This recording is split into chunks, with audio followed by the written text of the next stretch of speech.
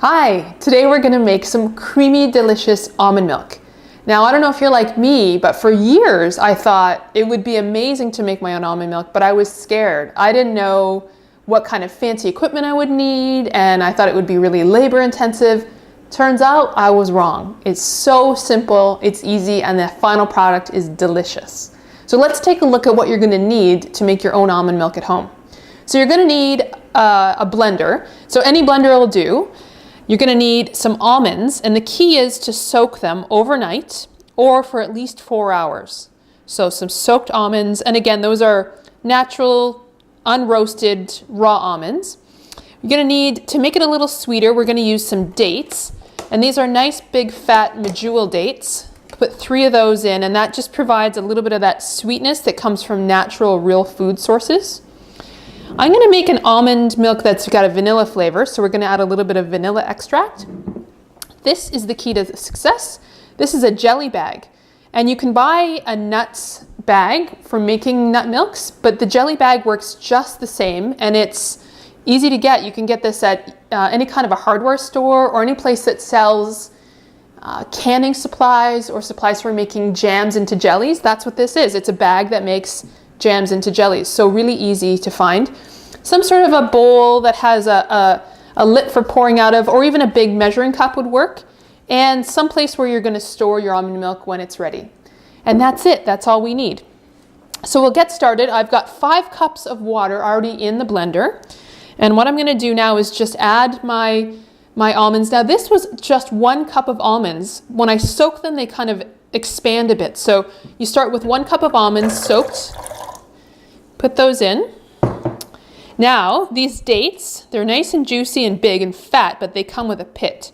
So make sure you take those pits out. We're gonna add 3 of those into the blender.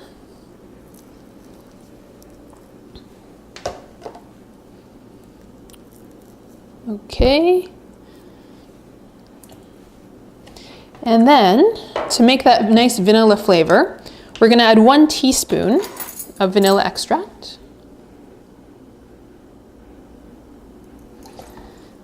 And you can turn this into chocolate almond milk really easily.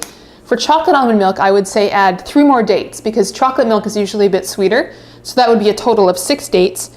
And then add 2 to 3 tablespoons of cocoa or raw cacao powder, depending on what you have in your cupboard.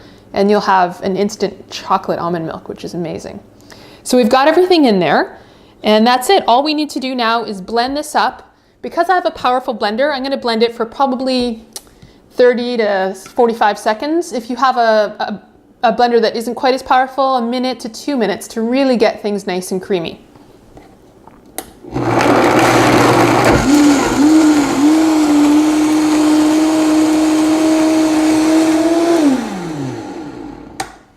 Okay.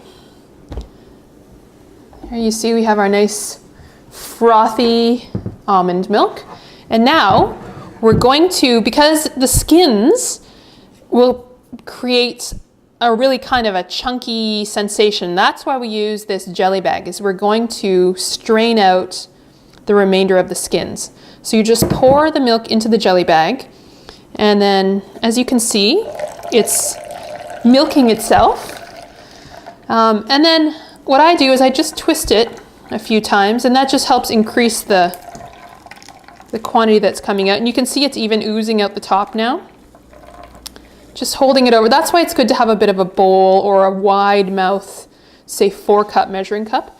And then I just do a bit of squeezing here and just kind of help it work its way through the mesh of the jelly bag.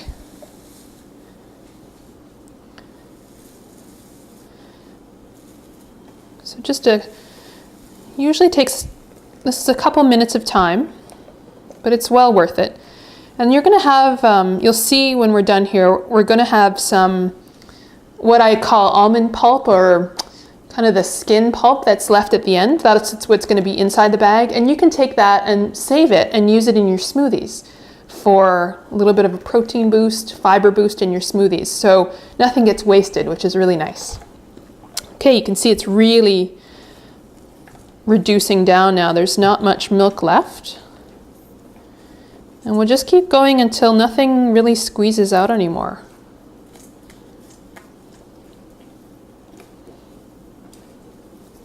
You really want that pulp that's left over inside to be nice and dry, and then you know you've gotten everything. All right, I've got that nice and dried out. So this is what you're going to be left with from inside the jelly bag. And this is what I suggest you could use for throwing into your smoothies. So a couple tablespoons of that would be wonderful in your smoothie. So here's our finished product. I like to store mine in mason jars and put it in the fridge. You can see how nice and smooth it looks. It would be even whiter if we didn't use the dates. The dates do change the color a little bit, but I think it's worth it for the sweetness. So there you go. There's your almond milk. Enjoy.